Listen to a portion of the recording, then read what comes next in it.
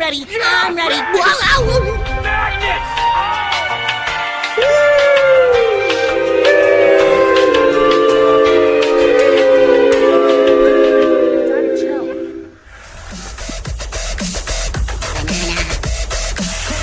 Guess who?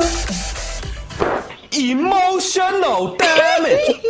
Help me understand what it is that makes white people so I got to afraid. the Senate 180 years ago.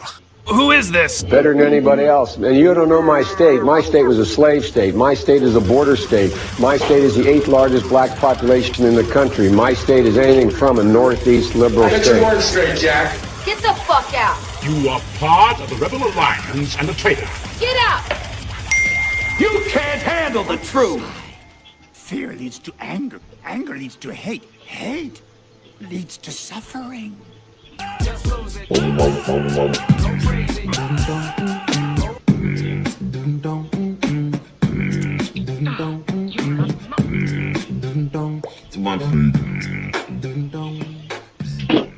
My name is Jeff. Hello? Hey. Daddy. Giggity, giggity.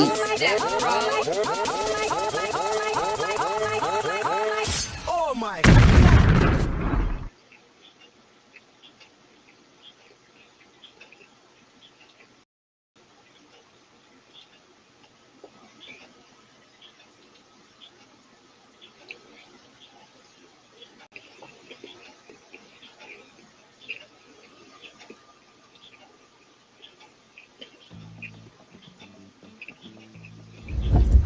So in my head, I know that I am irrationally self-confident. I know for a fact.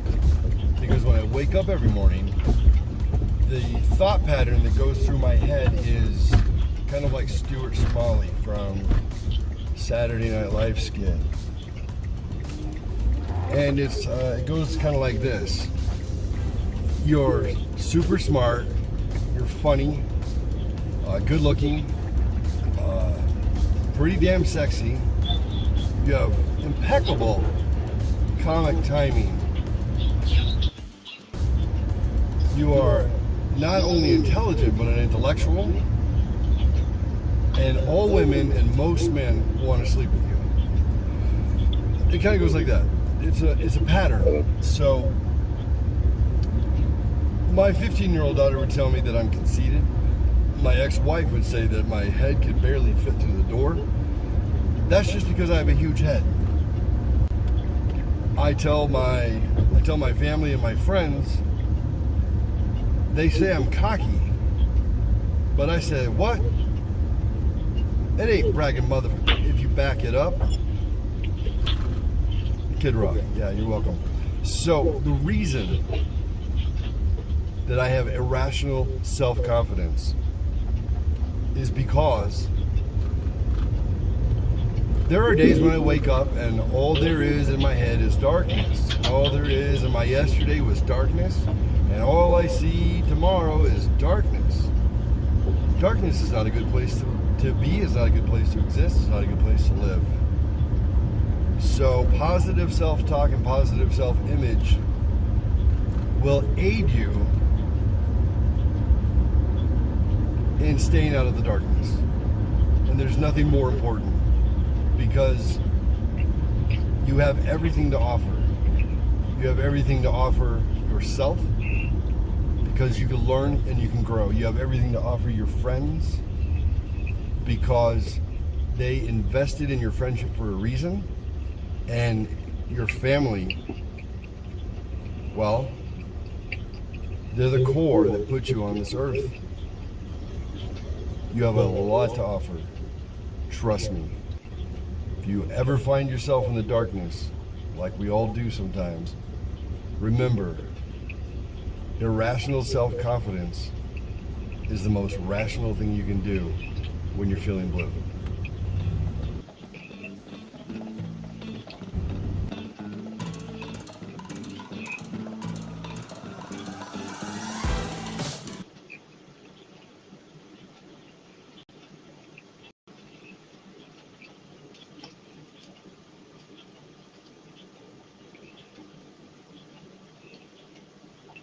Defeat the rats. You know what the rats like it. Quarter to one. Cheese. Watch.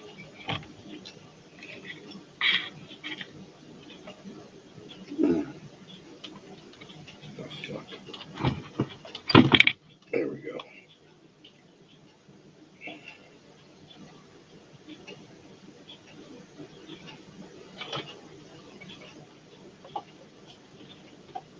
Here.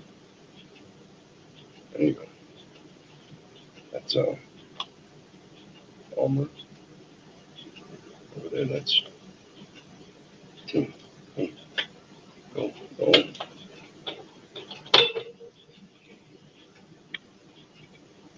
The boys. The boys are in prison. They're not really.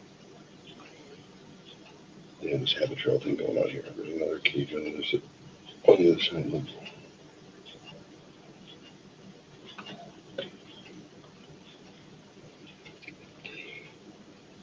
Well, let's see.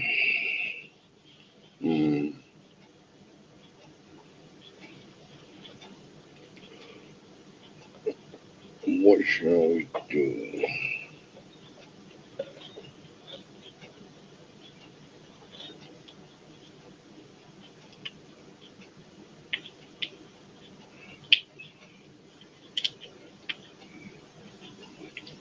Hi.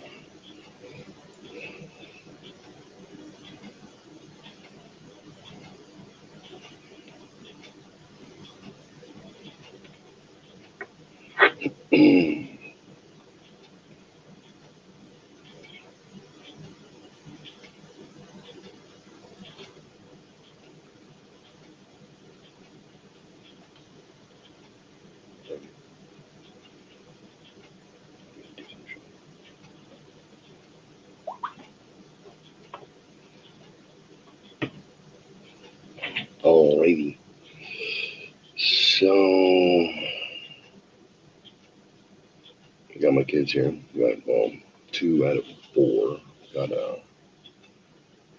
Haley. She's the middle child, technically. And we got Hannah, the baby. The funny part is they're like less than a year and a half apart. And the baby's like 5'9", and the middle child is like 5'4", 5. There we get a little bit of credit. They're not very big kids. You think that looking at me that all my kids would be monster size, but they must have got that petiteness from mom's side of the family. Definitely not from mine. So hey, what's going on? Dad Bod Biker Beard here on a Saturday night, Saturday night, Saturday morning. I was tooling around. I was reading the news, and I sit down in my little studio space here, which is kind of a fat. Hey, relax. Why are you guys so pushy? They had a rat trap at the local market. I was going to pick it up and see how they fared against that. Then I remembered that's how I got these guys in the first place, so that would be very nice. I give them a hard time because they're cute, because they hang out here right next to where I spend a fair amount of time. If I'm not doing work, then I'm doing advertising work, or I'm doing podcast work. It tends to be here. So these little dudes, what are the names? I think I pee too much. You do pee quite a bit. What, are you drinking beer in there? No. Maybe switch to water. It is like midnight. Love you. So, what was I saying? Oh, the pet rats. These pet rats were actually wild rats in my house a few weeks back. I had to murder most of them, but I kept these. So it's kind of weird. I don't know if you've ever had a regular domestic black and white. I believe these are considered Norwegian rats. all the rats that you see at the pet stores, they're descendants of a Norwegian rat. They're not actually like your normal rat that you see on the street. You know, you see the rats in like New York City. Those wharf rats, those are, I guess those might be Norwegian, aren't they? The ship rats. Those things are huge. Good night. Good night, baby. But the ones you get at the store, they're not the ones that you're gonna find like most often running around like here in Arizona. You'll find different types of rats. You'll find pack rats are huge here. They're not like huge size-wise. There are many of them. The desert rats, they have the little. I think the pack rats might have a little tail that's like fuzzy on the end. They look more like a gerbil. These rats were wild. They were born underneath my house. They were spawned by what I can only imagine are, normal black and white, run-of-the-mill domestic rat that got out of somebody's cage. And who knows how many generations were down there. But, I wound up with a litter of them finding a way into my house from living under my house. So I've been in this house, I've been in this one for 2-3 years, I think. Let's see, I moved out in 17, made it to 18, lived in the house behind me, 18 and 19. Man, I guess it's been 3 years. Mind me, I should probably pay my rent.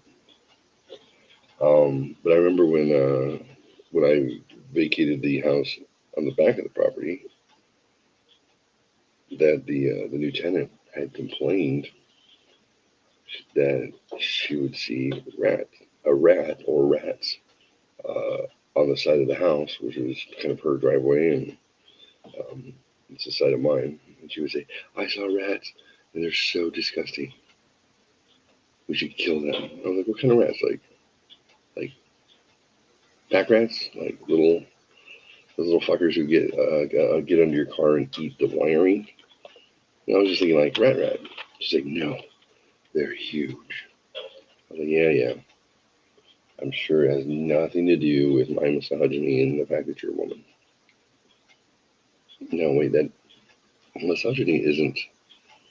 Misogynists don't see the difference between men and women.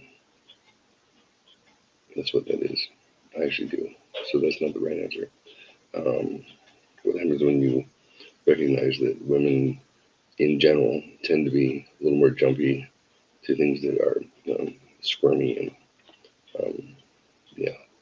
like bugs and rats and cockroaches. I think it's just called fact. Maybe I'm wrong. But anyway, I didn't believe her. I didn't believe her for a year and a half, 2 years. Oh crap! I never saw a rat over there. Never saw them in my backyard. Didn't know what she was talking about. And then now looking back at the experience, it's pretty funny. Must have been December of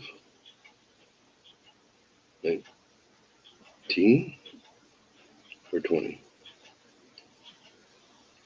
My dog and my cat, they were still alive.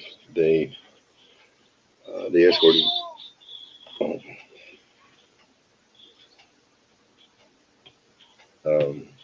Dog and the cat, they escorted a rat, what looked like a pet rat, into my house. I look down. There's the cat looking up at me, proud.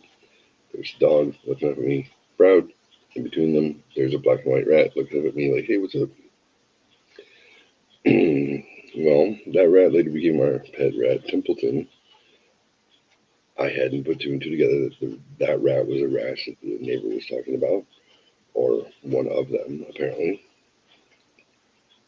So my first reaction was, you look exactly like a pet rat that I've had before. So I took a broom and I tried to kill it. Because my instinct was there is a rat of unknown origin in my house. It is a pest. I must smash it. and chased that poor thing all around the house. He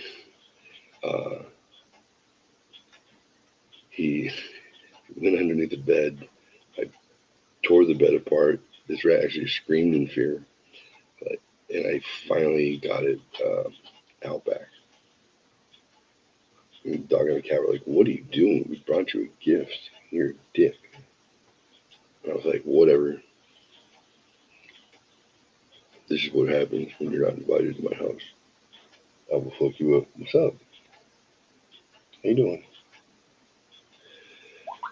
So I tell the kids about it. They're like, "I can't believe you were mean to this rat. If he comes back, can we please keep him?" I'm like, "No. Probably because you asked, and I'm a sucker parent." I don't know, 3 or 4 weeks later, I see the black and white rat eating seeds underneath the palm tree. I'm like, "Oh, he looks hungry. I will go save him from eating palm tree nuts or whatever he was eating." And I put him in a box and went and got a cage, put him in the cage. He was cool. I was able to pick him up, pet him, hang out on my shoulder. It never dawned on me that this was a straight out of Compton rat until I had a date over at that time. And I was like, "Oh, this is my rat. This is my new rat, Templeton." I told her the story. She's cracking up. She's like, "It's the funniest thing ever." She's just imagining me screaming and running around hysterically chasing the rat with a broom. And I'm like, "Yeah, you want to pet him?" She's like, "Yeah, sure." So I open up the cage, which is a bird cage, a tall bird cage, and I reach in to grab the rat. And this is when it dawned on me that I don't think the rat was familiar with being picked up from its back. It wasn't exactly hand tamed.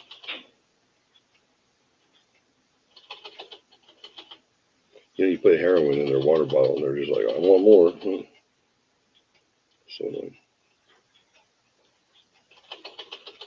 This rat, I go to pick this rat up, and it turns around and it bites me 11 times in the same spot. And as it's biting me, I'm counting how many. Really? You have water at the other end. Do you mind? What? They're lucky they're adorable. Stop.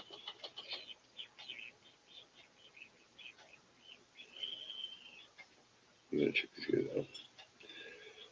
Anyway, as the rat gnaws me to the bone, I don't even drop it. I don't drop it. I calmly turn and I put it back inside the cage. And I'm standing there and I have a hole in my hand and I'm bleeding like profusely. But you know, I had a date for charcuterie. What? I'm gonna cry. She's like, "Do you have any rubbing alcohol? We need to clean that wound." Like, that thing bit you like a handful of times. I said 11. It bit me 11 times. I counted. She said, "I can't believe you didn't drop it." I said, "Well, I'm stubborn. I have this need to win." And I decided in that moment the rat was not going to win. She's like, "Yeah, you're still bleeding all over the place."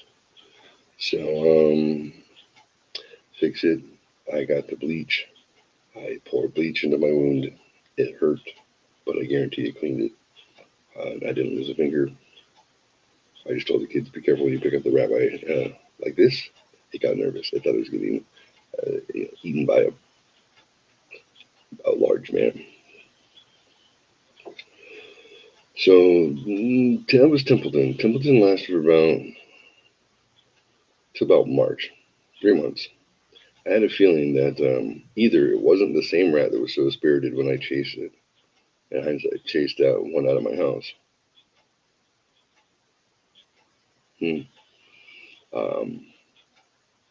Or the act of scaring the shit out of that rat shortened his lifespan, because he lasted for 3 months. He died. Everyone was sad. But he was really good, aside from the fact that he attacked me, which I deserved. because I attacked him and he deserved it because he's a rat. So we get Miss Frisbee, the replacement rat. We get her from the pet store. And I was like, you know what? Instead of hunting escaped rat convicts wherever they came from, I'm going to go spend $6.90. Sorry. It's late, guys. I got up at like 4:30 for work today. Anyways, we get the silky store-bought rat as a replacement rat. She's a great rat. And then, yeah, flash forward to like a month and a half ago, the kids are telling me, hey, I hear a rat. I think I hear a rat in my room. Okay. Well, find it. Long story short, I think there was like 11 rats. They were like this big to this big. Kid ones, they weren't all at once. We didn't know they were all at once. And we didn't know how they got in. Hunter thought they got in through my closet. There must have been an opening or something in the wall. He winds up taking this little girl home, little black and white rat. Get a cage, bring home, meaning mom's home. That's where they live during the week. And then there are rats running around my house, in my drawers. Not like my drawers here, but like going through stuff. And it was, like I said, it was cute to see one because I was familiar. Like, they don't bother me until there's a bunch of them. And then there's just gross. I had to bleach everything. I went and bought rat traps, humane rat traps. I thought I would be able to get them to go inside a cage, and then, yeah, I'll figure out what to do with them. They were living behind my stove and behind my fridge for the most part. And then I figured out that they were coming into the cabinetry, underneath the cabinetry, and then there was a hole somewhere in a wall that they were able to then go along the back of the wall, and then apparently down into their den is where they came from. So my buddy John from Transmitted Double John, he works for a company that does pest control. Truly, John, do you?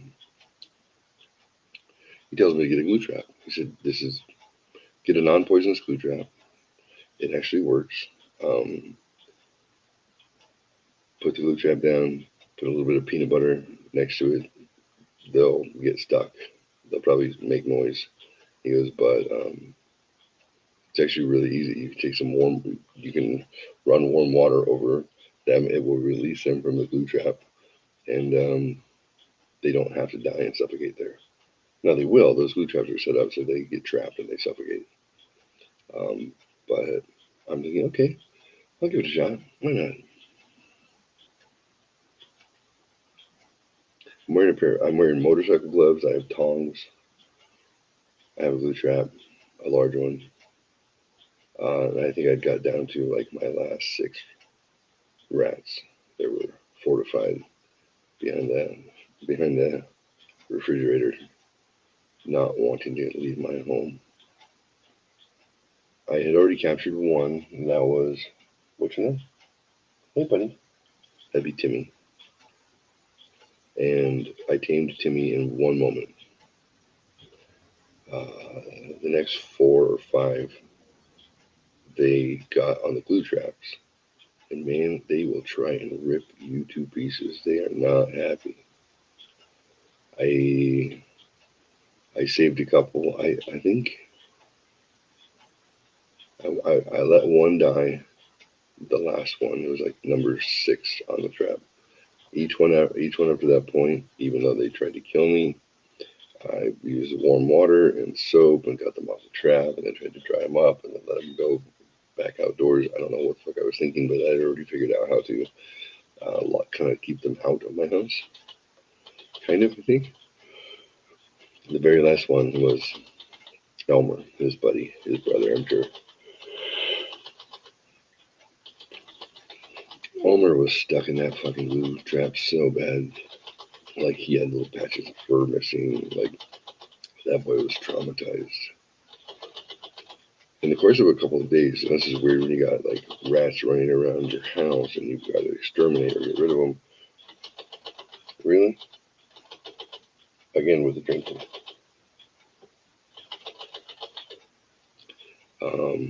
I've got rats that are screaming, and I'm trying to save them. And yet, in that couple of days, I bonded with them. You know, if you don't know how to bond with an animal, a mammal, I mean, you could start with like sweet talk and conversation. That usually works pretty well. But even like juvenile and young adult mammals,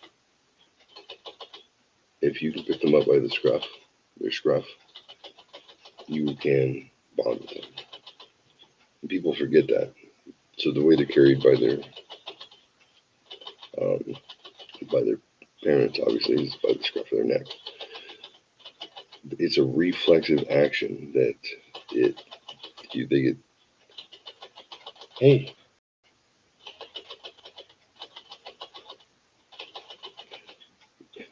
You pick them up by the scruff of the neck, their brain shuts off, and they go limp. Oh. So as I'm sitting here, and I'm like, I don't know, this one's kind of squirrely, and I killed his siblings. I don't know if he's going to want to be my friend.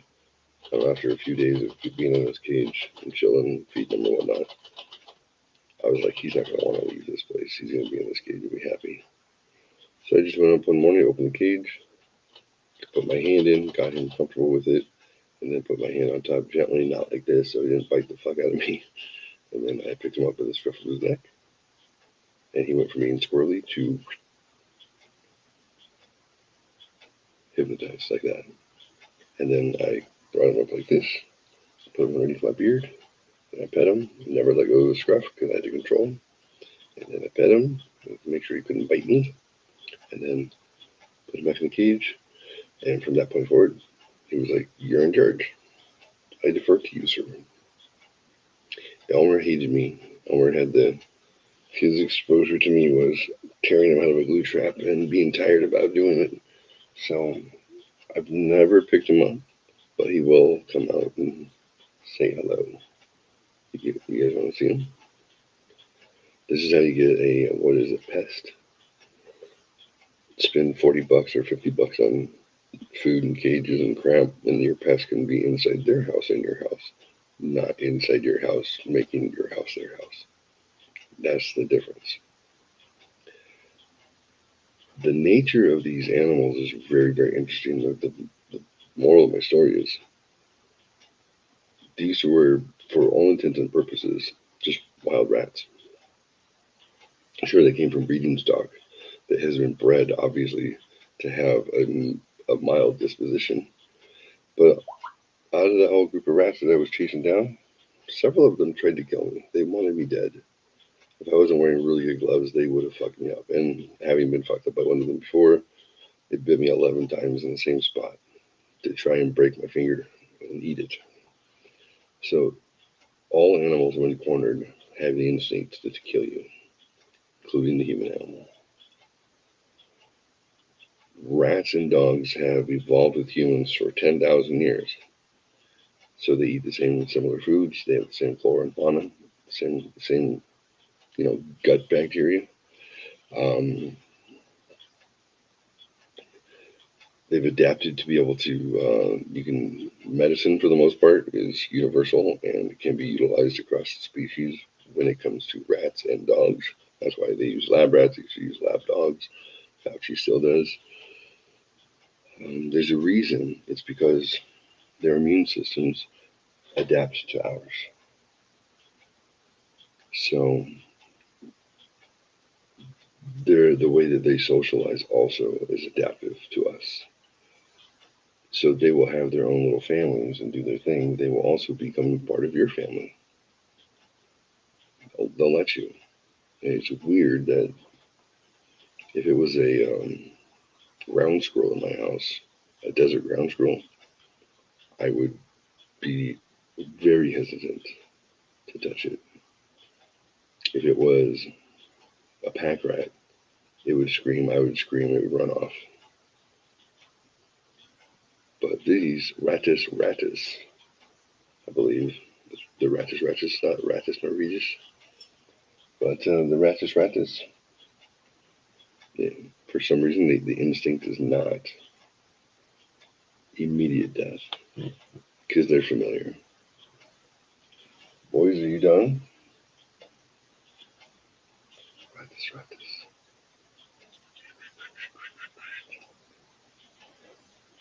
That's it? They must be done.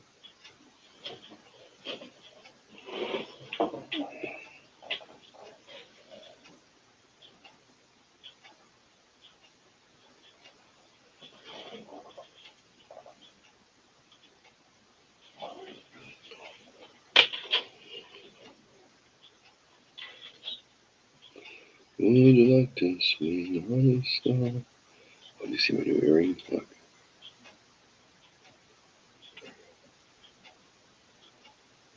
I feel like I'm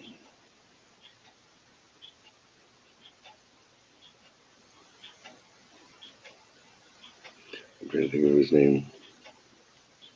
Singer Aaron Neville.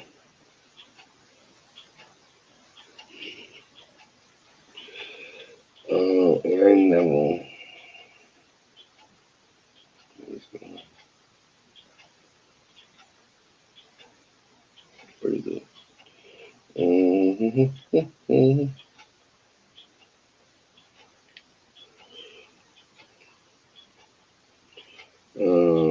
the rats. I kept wondering, like, why are they always right here next to my head? And it's like they're just like, gonna be like, hey, Buzz, hey, hey, hey, hey, hey. I'm like, what? Well, I'm their Lord and Savior, and I feed them quesadilla. That's why they like me. And I feed them beer. I left the beer in my house, so I put it in the rats. One of the an extra water bottle for the rat. Oh yeah, they got drunk. They liked it.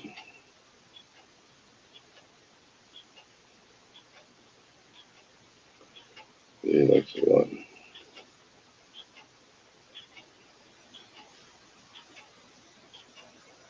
Ooh, it's kind of greenish. I think it's black. You know what they say? Alright. You want to play a game or look at some newsy stuff? I think, let's see what this is. So what do you guys think? The pandemic is over? It's nice, right? Yeah, I mean, it should have been over like a long time ago because it was just a mass transformation, hypnosis used by the government to oppress, suppress, control, just like I said. All the truths are coming out right now. That's why we're supporting the war.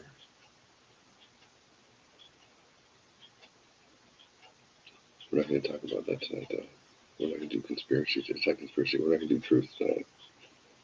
I kind of want to, but we'll wait.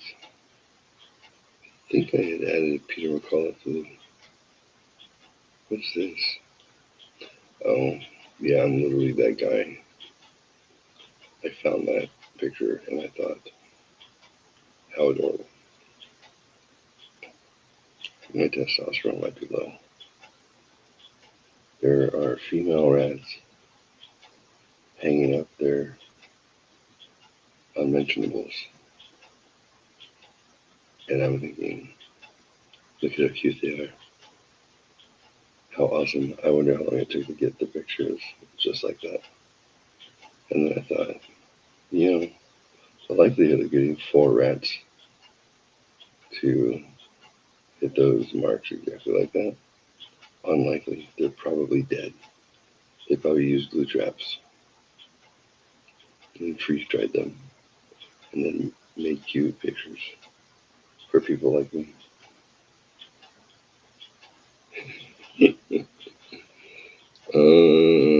Don't you think? it's likely the case. Dad bod biker beard.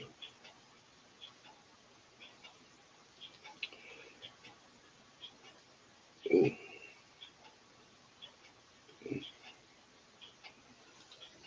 We're going to just look at some random videos in my video archive and we're going to see what they are.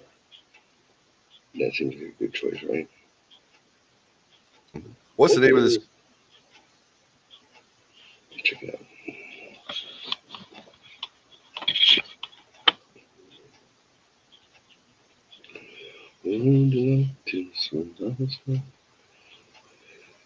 What video clip is this? Let's take a peek. You ready? Spiky-headed Sith Lord holding a cool double-bladed lightsaber. Darth Guard. Darth Maul, Darth Paul, or Darth Garth. Darth Guard. Darth Garth. What's the name of this much-loved Gungan Grand Army General? Is this Jar Jar Binks, Jar Jar Peanut Butter? Jar Jar Superstar? Or Chirpa? Jar Jar Superstar. I love Jar Jar Superstar. Jar Jar Superstar. Misa don't like it, Jar Jar Superstar. Superstar. Oh, Superstar. Oh, that's funny. Totally random question. Unlike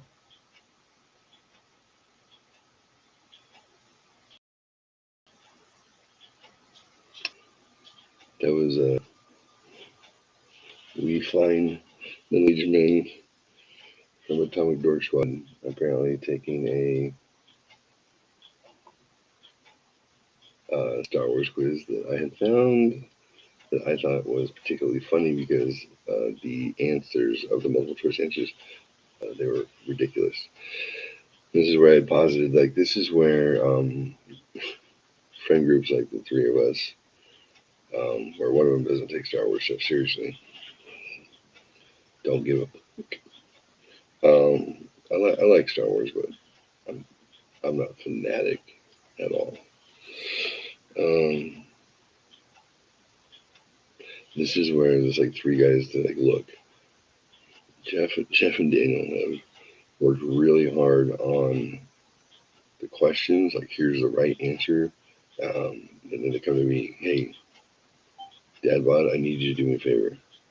I need you to fill out the rest of the answers so we can have this ready for tonight. And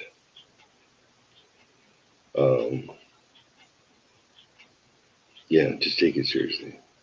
Make it challenging. And then that's where Dad bod, like, smokes a spliff. I don't smoke weed, but, like, let's say I did. And I'm not saying that because I'm greater, holier than thou. I smoked a lot of weed in my youth. It's just not my thing. This is where I got high and then started making myself laugh, coming up with the dumbest alternate answers. That's why I really like that clip. I can relate to it for sure. Just thinking, oh, they're going to love this. And they might have until you ruined it. Because we just can't have nice things. Because you're an idiot.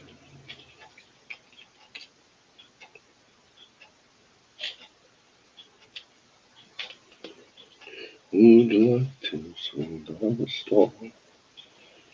Merry moonbeams, holding a John.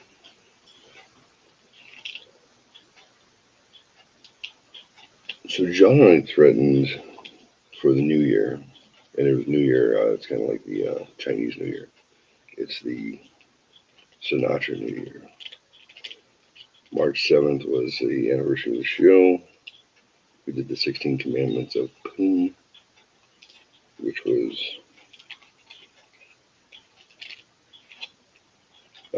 good. John had a good time with that. And then I said, hey, would you like to switch up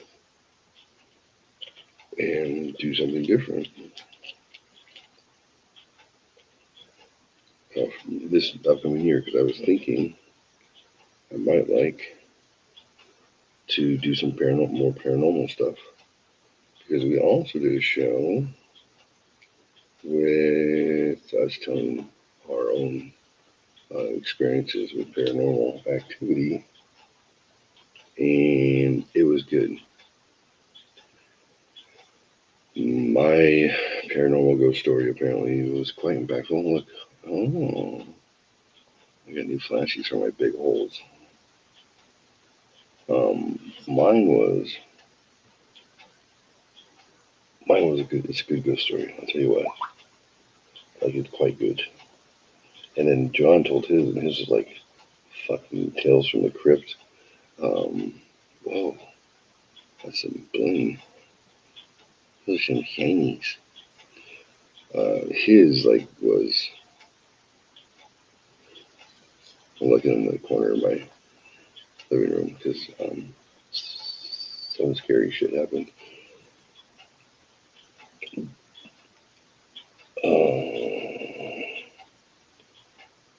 Here we go. Whoa. Those are subtle, aren't they? These are 10 millimeter. Which ones had the backing on them already? Well, that's going to pull out quite easily. Yeah, these are 10.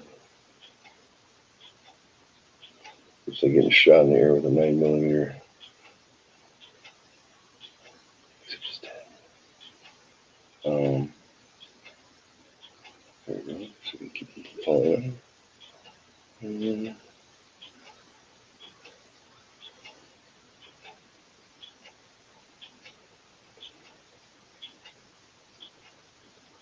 Well, fuck them. Whoever bands came up from Radicus.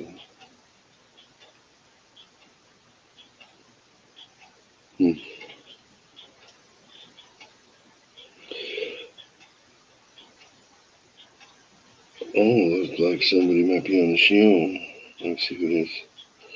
So anyway, our individual ghost stories were disturbing.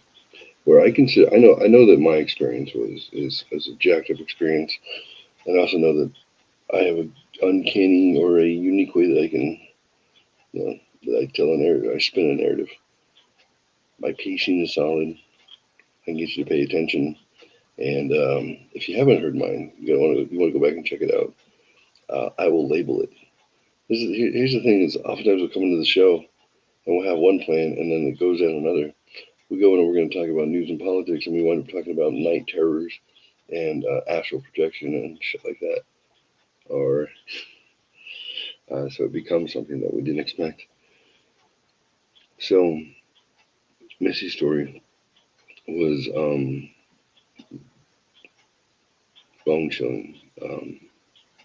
It was emotional, and it was kind of jarring, and I don't know, between the three of us, we just said it was good. And then the door opened and slammed, and there was a weirdness going on in this house, and John kept telling me that the corner was getting darker while I was talking. It sucked.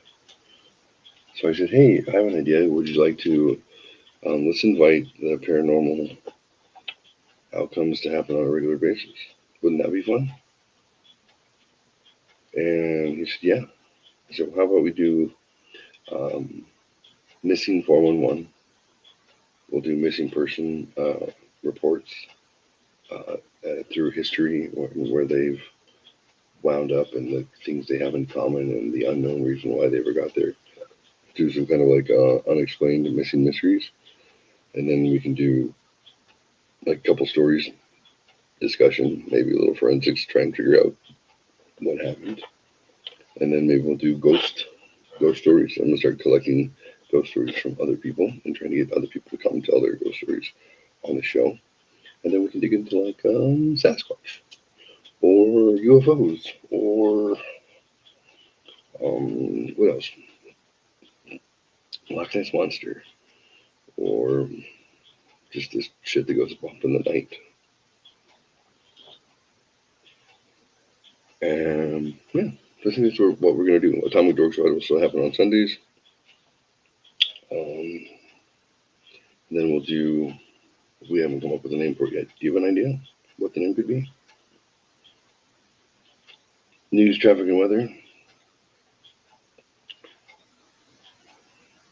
I don't know, we'll sort it out. Come up with something cute. Something that has to do with paranormal, Sasquatch, Bigfoot, Big Squatch. There you go.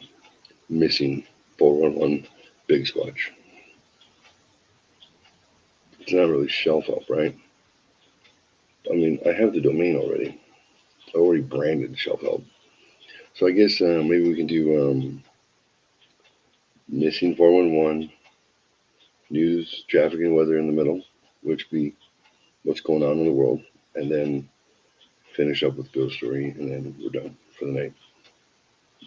It could just be Shelf Help Show presents, as it just presents, Fucked Up Stories with John and Jeff. Yeah. It's the John and Jeff Show. Why don't we just do it like morning DJs? That was an idea that I had. I said, raise your hand if you would be in on this, because I'm the idea man. I have lots of ideas. I said, how about we do a group podcast stream where we are a morning radio show or a drive time radio show anywhere USA, and we'll have it set up where we all have, a backdrop like the radio station, which John and I started to do.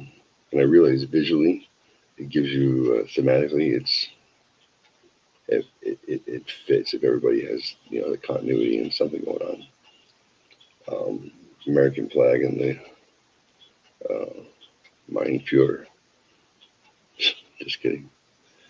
I voted for Gary Johnson, but I am conservative, so I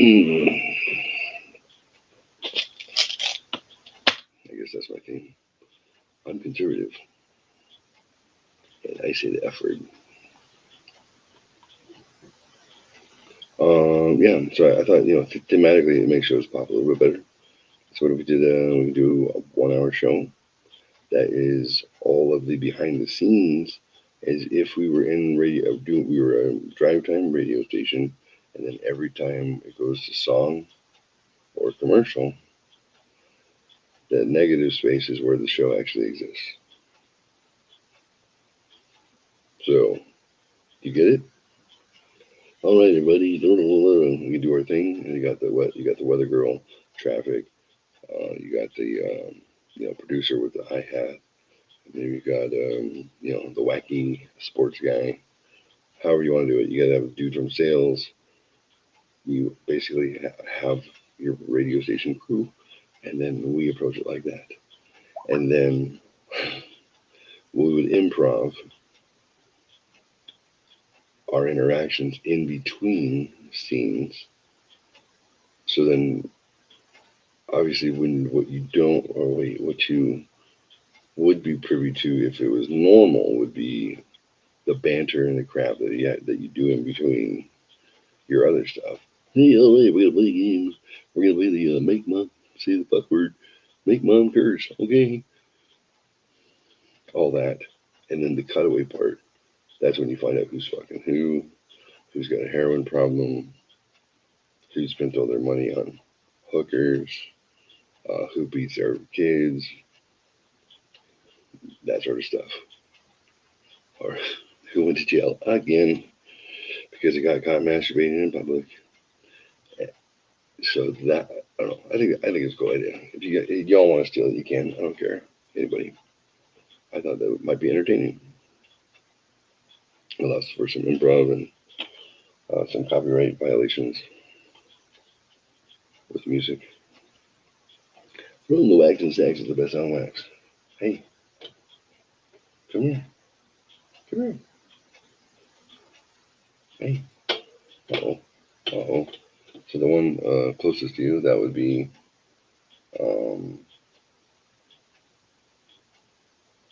Timmy. Hi, Timmy. Hi, Elmer.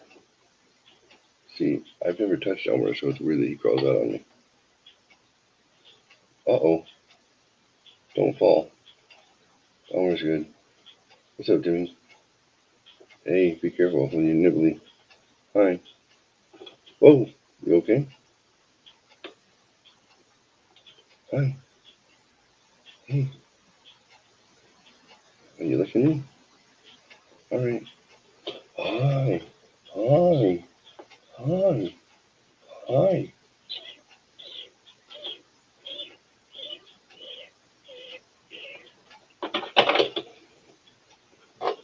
Hi, boys. Hi, boys. Hi. Hi. Hi. Hmm. Oh. Hi, boys. I think they're cute. I like them. They're wild in my house. No, they're wild in their own houses. Rats gone wild. Have you guys met my pickaninny? This one came up on the show. I believe that you should embrace art that was, even if it was maybe considered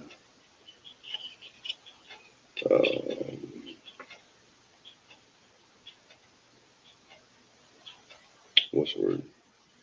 Tacky. Heirloom dolls, crafted from the very best.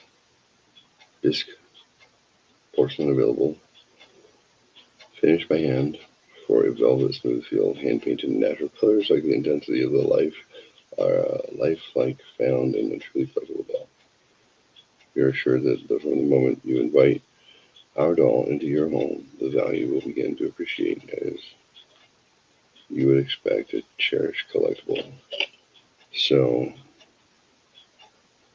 yeah, I guess it's cherished collectible. I mean, this doll is, the stand. I guess it's not permanent on the stand. We should check it out. It's got a twist tie that mounts his legs.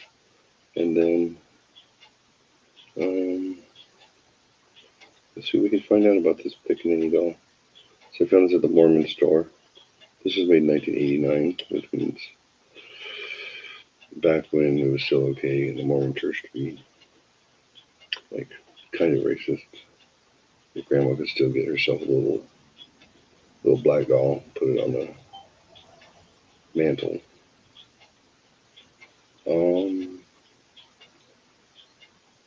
So when I saw it, I thought, what an interesting piece of history. And in this day and age, I don't even know. I don't think they would sell this anymore. I don't think, or it wouldn't be sold to. What I would have to assume was somebody bought it for their grandma, or the little white lady bought it for herself. Why would I assume that? Because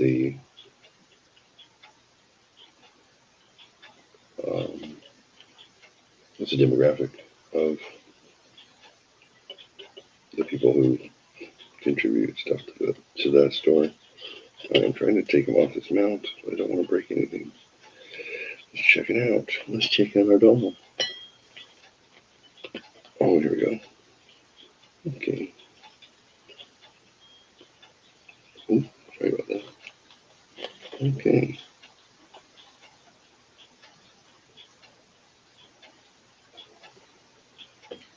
There's a doll stand.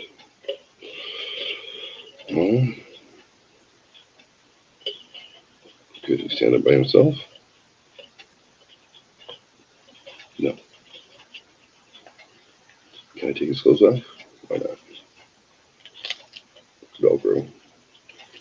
Velcro was not invented back when this doll was supposedly a person. Oh, I don't want to break it. Let's see. How about that? I feel a little pervy taking the clothes off a doll. I'm not gonna take it off completely. I was just curious if there are other layers on this porcelain doll. I wonder how much a porcelain doll is worth, or how much they cost when you buy them new. I had inherited a bunch of porcelain dolls from my daughters. Maybe it was just Haley when she was born. Neighbor gave us a bunch. And, yeah, I swear they were haunted. They were spooky. I took a hammer to them all. All right, well, underneath the shirt is,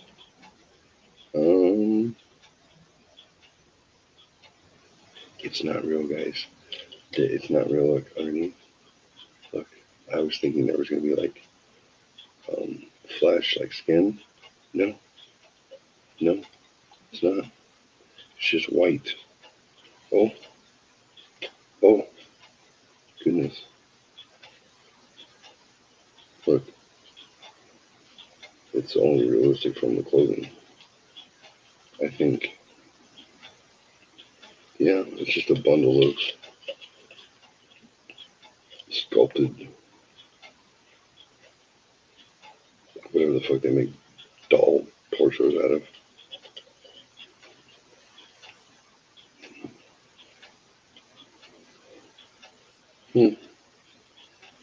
Yeah, it's not real. It's just a doll.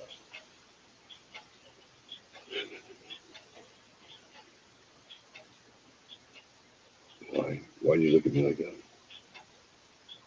I'm sorry. Did you see that? It's really awkward. Okay, sorry. Maybe we shouldn't tell ghost stories. Maybe it's a bad idea.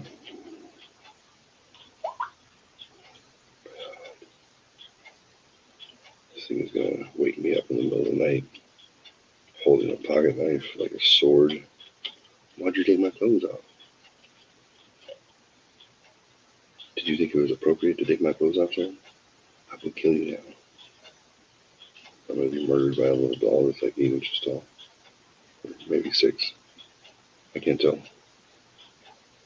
Oh, it looks big to me.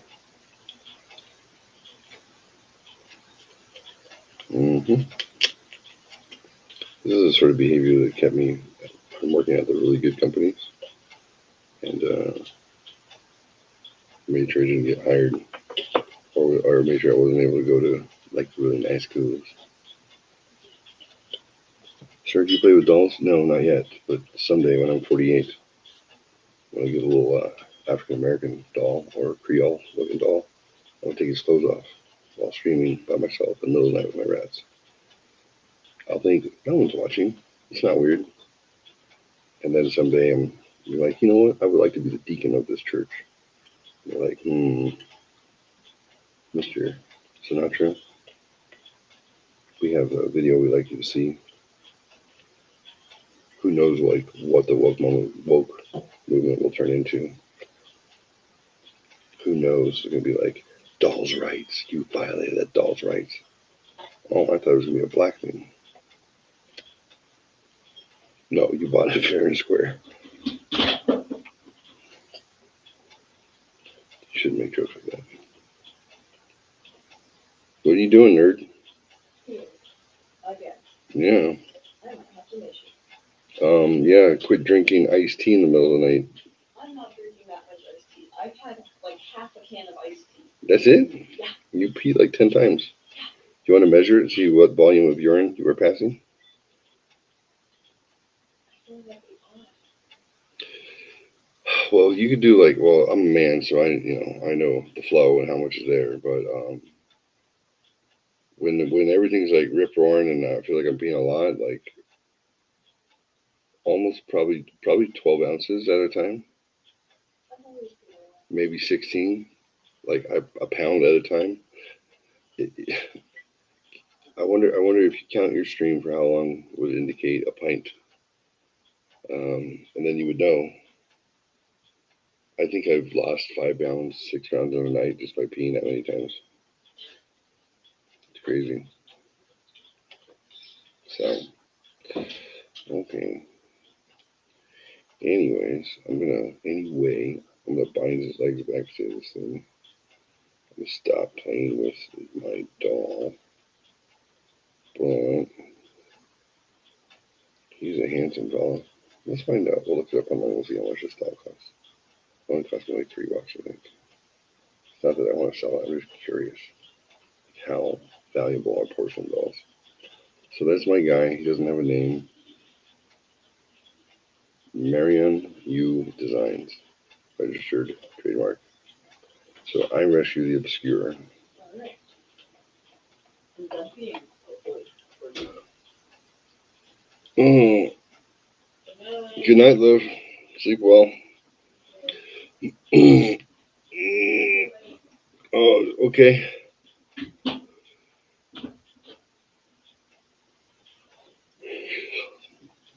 My kids admonish me. Don't stay up too late. They have to tell their dad. It's funny. I won't. We'll see. I think last weekend, I think I stayed up like Saturday to Sunday.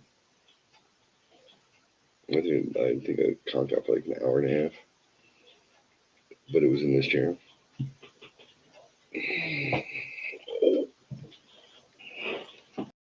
This is a lazy boy.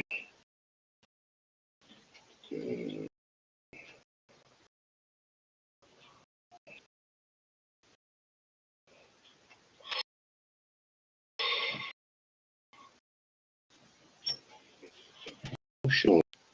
Kids are up in the morning. They're like, how'd you sleep? I'm like, so good if sleep was a thing. And they even had a sleepover with a friend of theirs. She was like, I think your father's a vampire. Like, he's just weirdo. He talks to nothing in the middle of the night.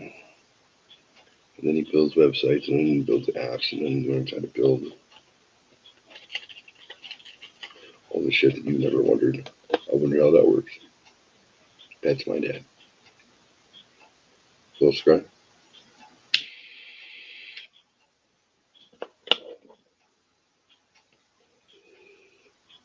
So,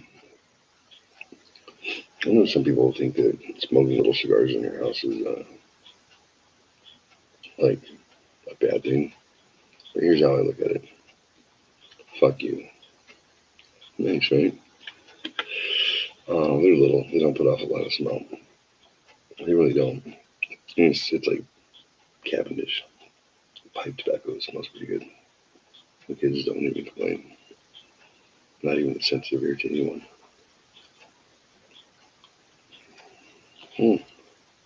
Look, bots. What are these bots doing? Ashton. Today. What is it? Oh, YouTube?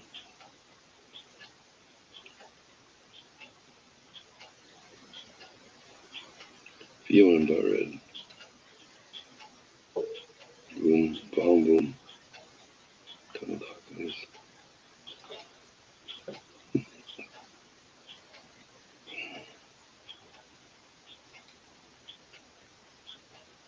That's mine. So is that.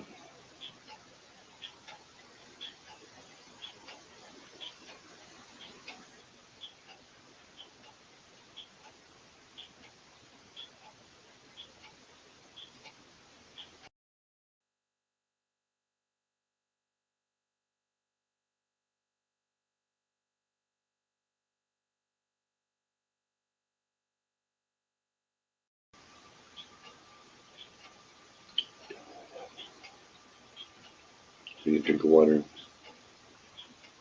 Let me show you some Jordan Peterson.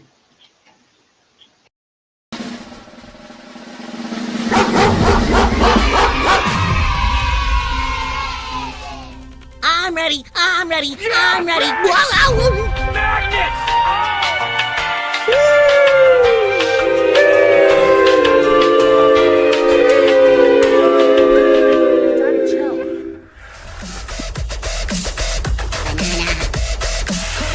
Guess who? Emotional damage. help me understand what it is that makes white people I so got to the afraid. Senate 180 years ago. Who is this? Better than anybody else. And you don't know my state. My state was a slave state. My state is a border state. My state is the 8th largest black population in the country. My state is anything from a northeast liberal Get state. your words straight, Jack. Get the fuck out. You are part of the Rebel Alliance and a traitor. Get out. You can't handle the truth. Fear leads to anger. Anger leads to hate. Hate leads to suffering.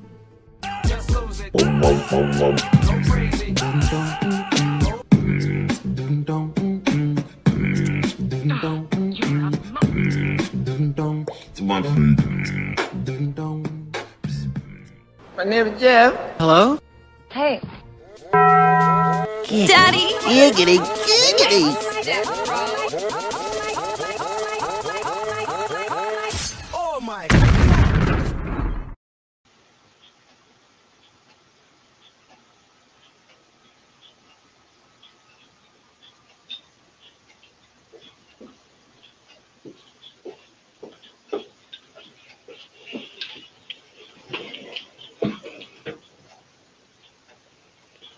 My chair collapsed.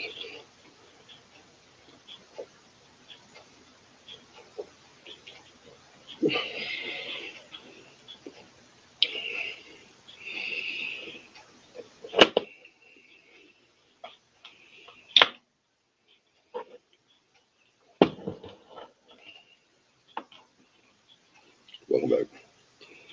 Dad bod. Biker breed. With the rats. I'm a young person doll. What else do I have on my desk?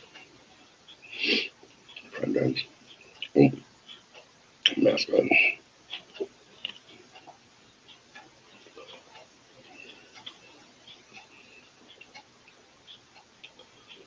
This is from my youngest, Hannah.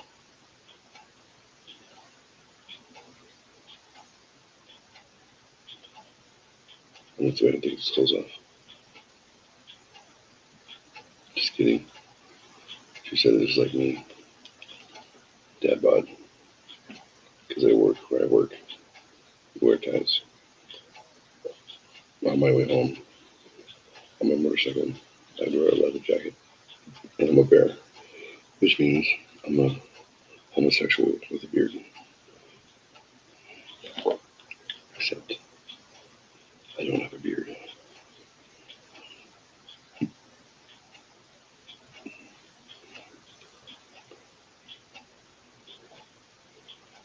Interesting thing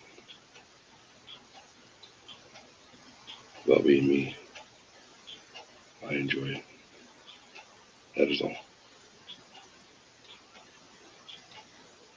Oh, what the fuck? So bright. How do you make everything not so white? All like the Democrat.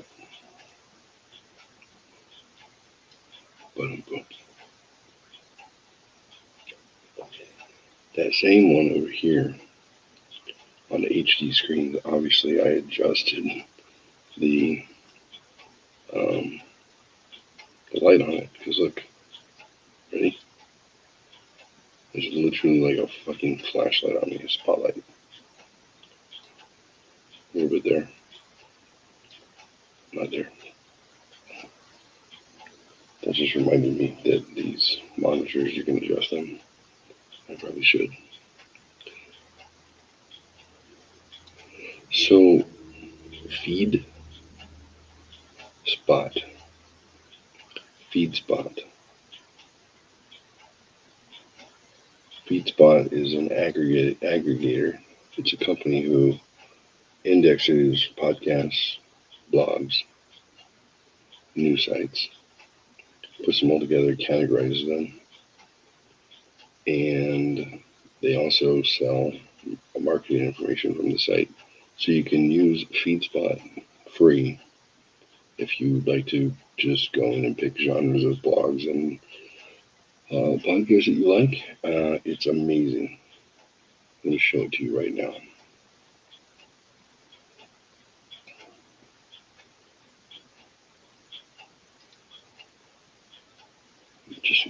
say audio. Check it out.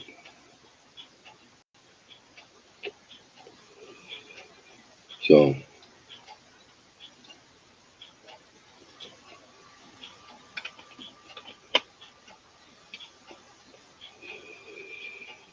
what do I like about it?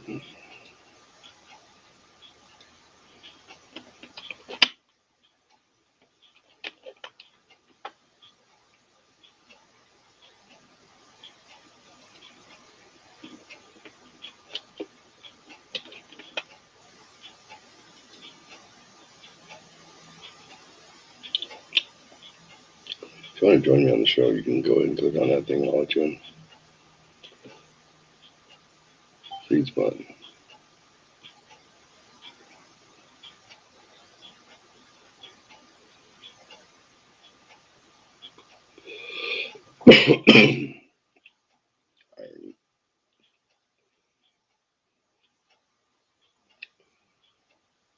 So this is a media contact database. If you want to pay them and you want a bunch of names, addresses, and phone numbers to people who are into these topics, they will give it to you for a price.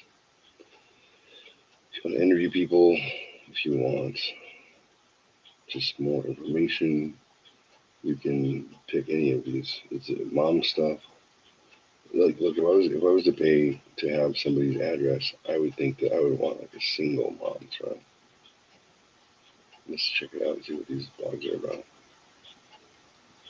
There's 1,908 blogs and podcasts on this topic. How about divorced moms?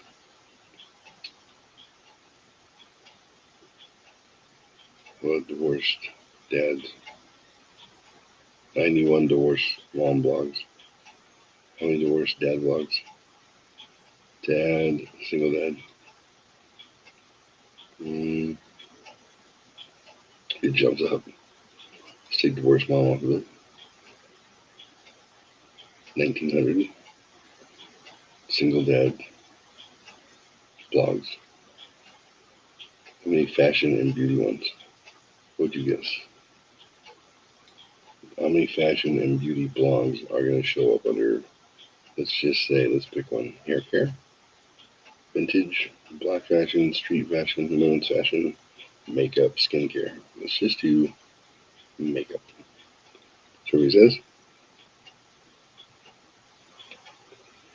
1,449 blogs on makeup. How about on just fashion? 3,000. I say 3.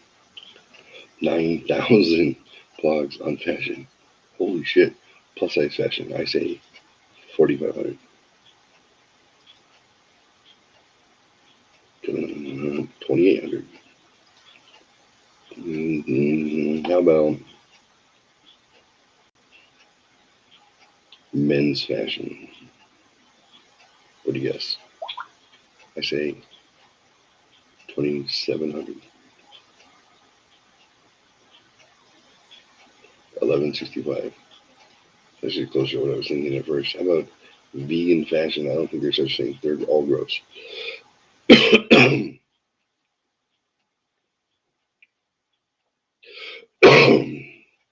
Sorry, there's as many vegan blogs as there are men's fashion blogs.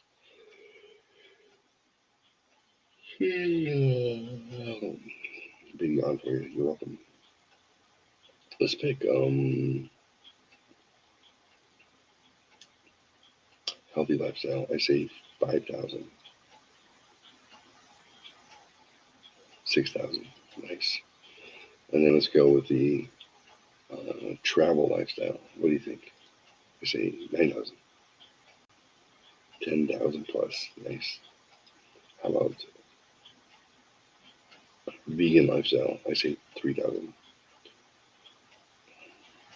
1,500 half. So I want to be nice. I want to give vegans the benefit of the doubt, but there's really nothing that explains why they're weird. Food blogs. I bet there's like 7,000 baby food blogs. 2,000. I was a bit rich on that one.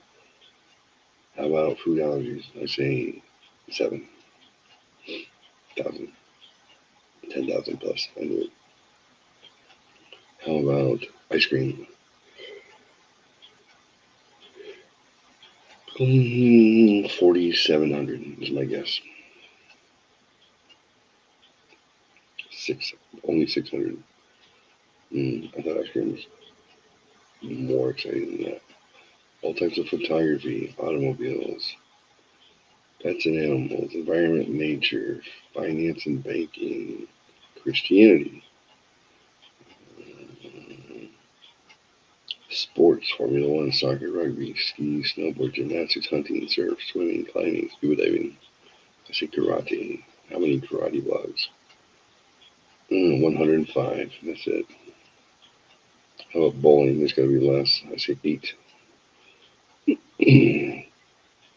69, dude. Nice. Gambling and betting blogs. I see poker. I'm going to say 10,000 plus. 258. It's a small number. Anywho, if you want to buy or look at information about that stuff, check it out at feedspot.com. Feedspot.com. Let's go back. Let's see what I use it for.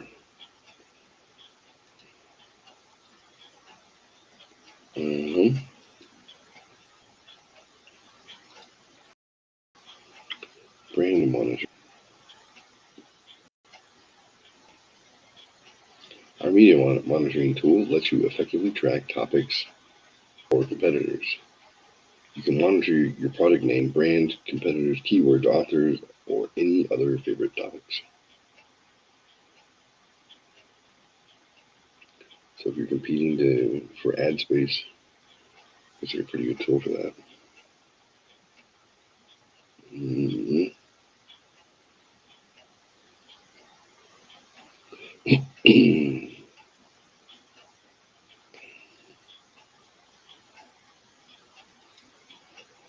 This is a news site called The Right Scoop. Debunking media's big lie about Florida legislation they call Don't Say Gay. The presidential election was a fraud that was hacked, says Jen Psaki. What? I think it's clickbait. I think they want you to click through, but it's nothing. No news. Watch another reporter losing it as cops keep missing suspect hiding in plain sight. I'm thinking, clickbait, but let's give it a shot.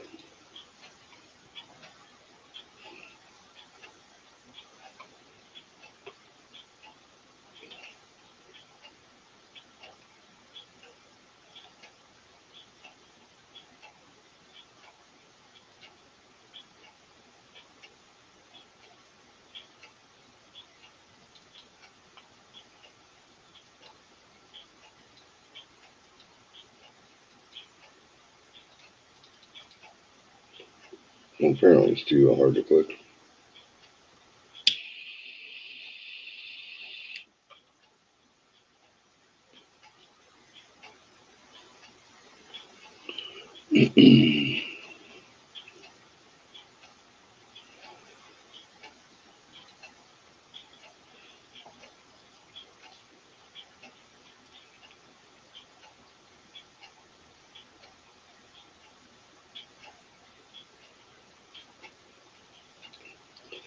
I read in passing today that Joe Rogan and Trump are going to sit down.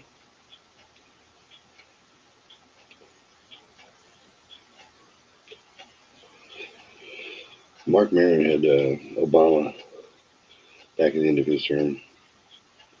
Maron's a bleeding heart liberal. Maron lost so much market share when he came out and got political and started cursing Trump.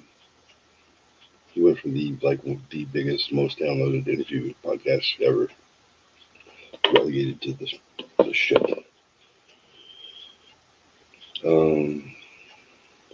Trump responds to his interview being canceled.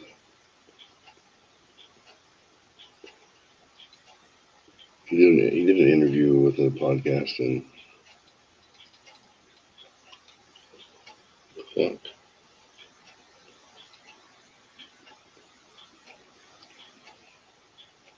YouTube took it off because it got 5 million views in 24 hours. But guess who didn't? Guess who's going to keep hosting it? Rumble. Rumble. What's going on?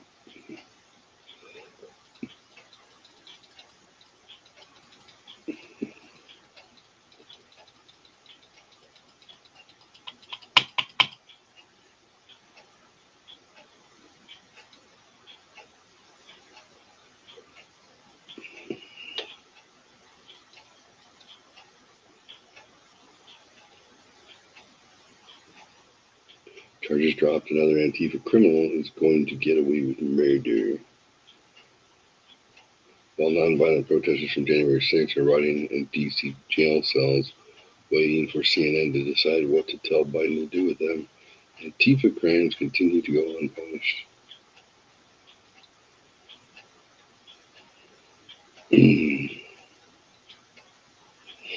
Trump responds to his interview being canceled by YouTube. Also, Trump predicted it would happen. Trump's interview with Full Send's podcast yesterday was suddenly canceled today by YouTube and removed off the platform for so-called misinformation. Trump responded to the cancellation on Hannity tonight. It turns out, find out what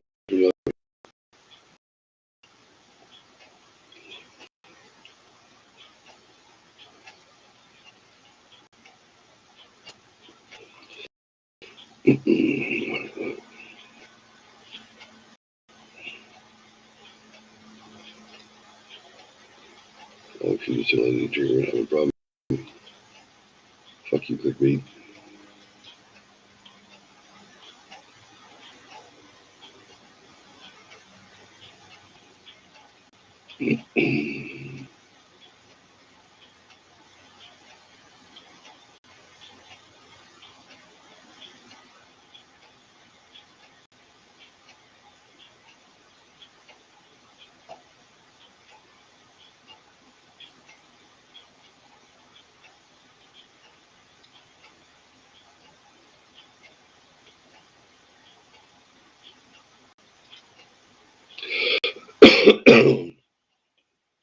Let's see what it has to see.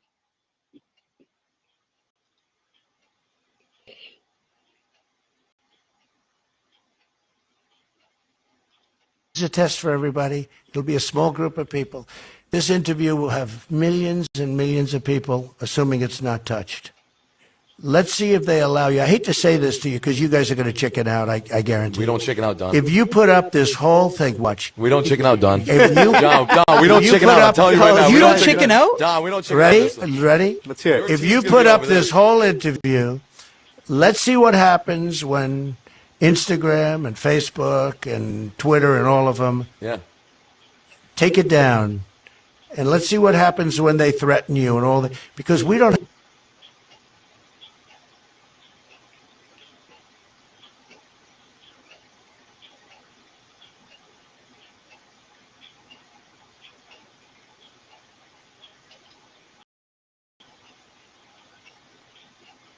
Clickbait.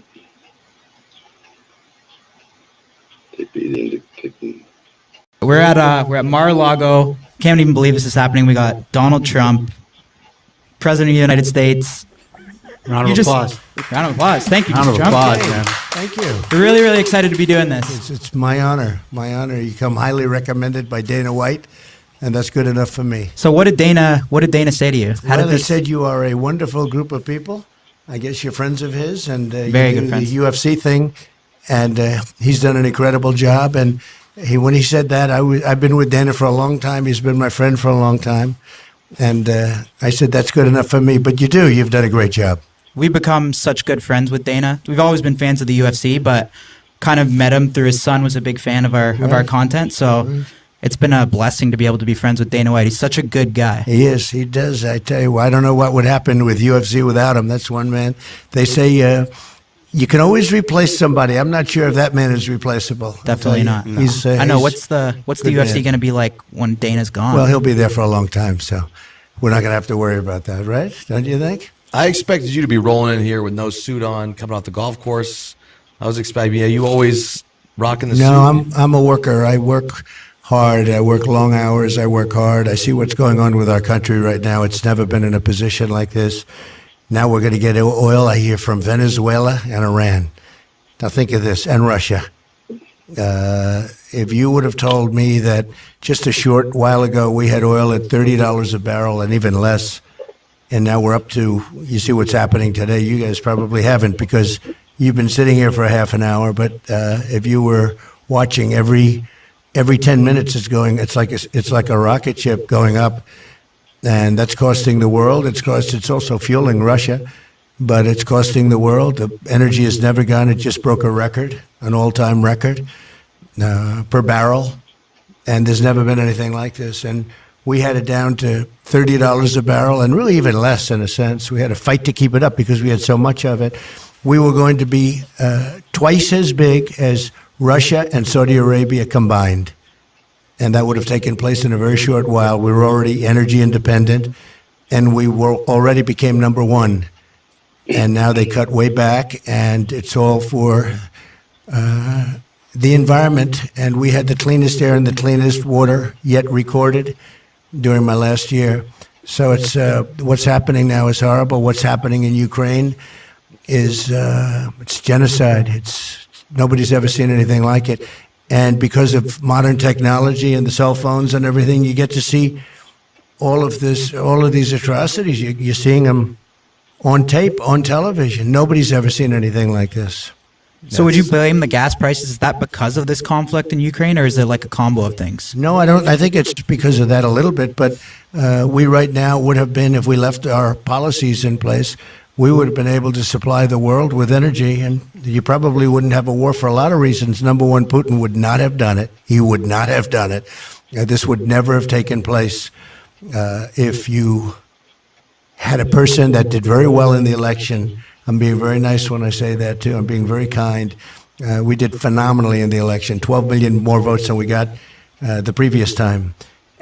If we were running, if you had the Trump administration in there would be no war, number one. Yeah. And number two, energy prices would have been down. War or no war, they would have been very low because we were dominant. We were becoming, I call it energy dominance. We were dominant in energy and getting more so by the day. Nice. Well, why wouldn't there have been a war? Because you were in office? No, because I understood Putin. I talked to Putin. I spoke to him about Ukraine, and I said, don't do it. And I won't go into the exact conversation, but under certain if certain people ask, I'll tell them exactly what the conversation was. But we look weak. We look stupid. Mm-hmm. We look like we don't know what we're doing.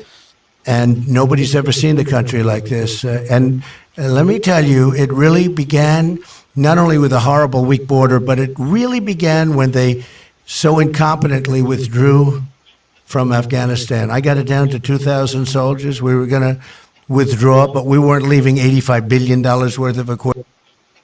Wow.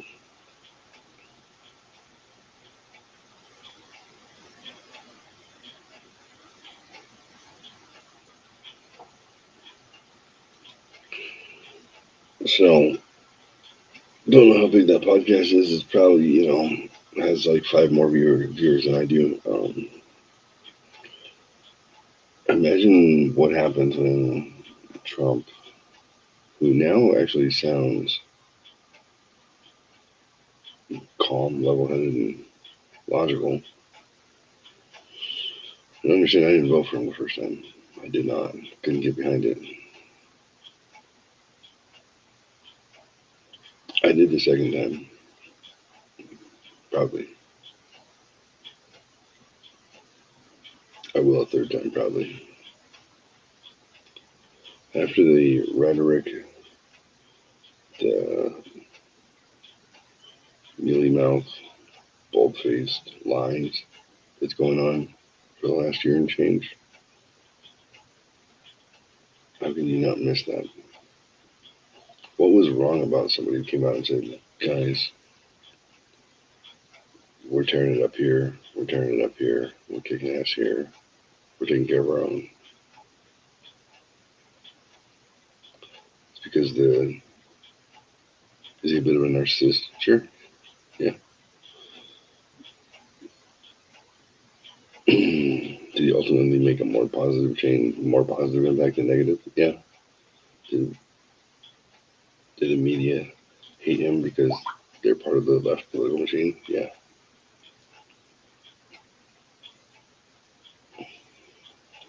When Charlemagne the God says he misses him because at least he knew what to expect and he knew that he would actually dump him. That's pretty crazy. Crazy. Anyway, FeedSpot. It's a great aggregator for news and anything else that you might be interested in. Timmy. Stop.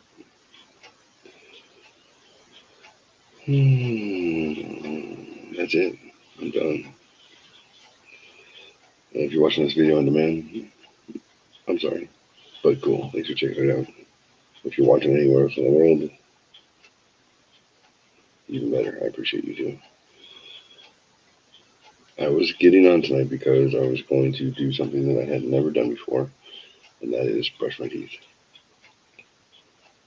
You know, my daughter's boyfriend, Riley, when he found out that I do this, he wanted to come on and do it with me and or be interviewed. I've met him once. It's her first boyfriend. He's 6'3" and he's dreamy.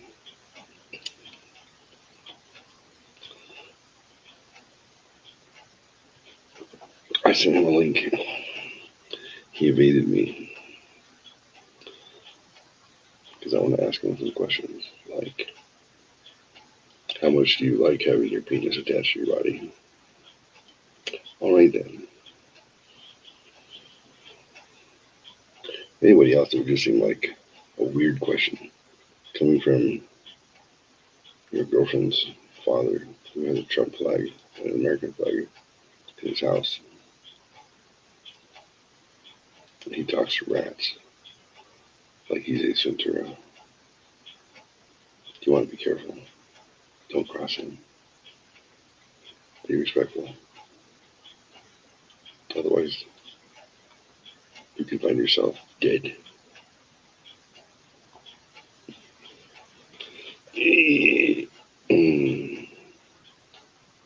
That's it. Dad Bod Biker Beard. Self-help show. I got nothing. Riley escapes me. Maybe tomorrow. I'll announce in advance if I know for sure he's coming on. You guys help me ask questions of this motherfucker. What are your intentions with my daughter outside of ejaculating with her?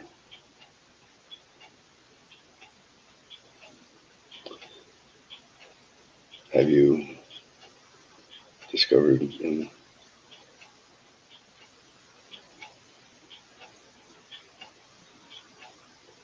never mind, I can't be. Yeah.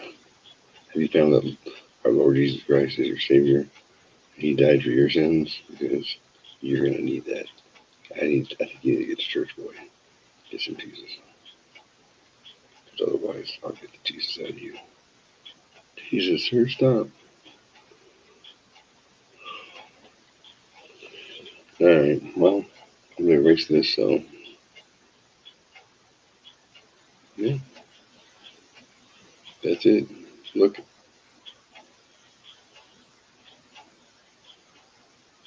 I'm gonna fall asleep, ready?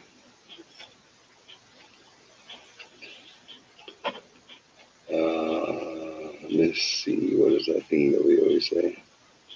Oh yeah, love one another and love yourselves.